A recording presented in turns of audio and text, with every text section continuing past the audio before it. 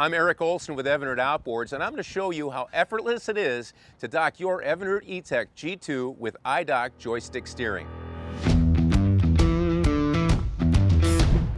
Another great day in the water, and we're going to come in and dock the boat with the Evinrude E-Tech G2 iDock with joystick steering. Now the wind is blowing towards the dock, so I want to center myself on the slip, and then utilize the iDock joystick steering to pull myself back into the dock that I want to park at. Again, approaching at a slow speed. Control is very important when you're docking, so maintaining that speed is important. Engage the iDock.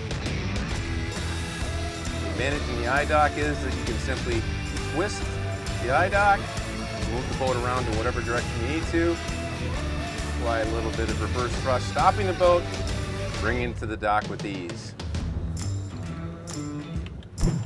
Another docking scenario that you can have is when the wind is blowing away from the intended slip you want to get into. So simply approach at slow speed, engage the Evinrude iDock, and simply walk the boat sideways over to the dock.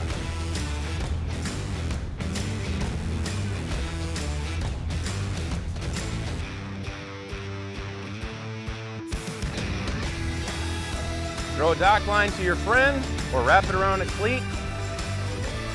I've just shown you how to dock your Evinrude E-Tech G2 with iDock joystick steering. It's just that easy.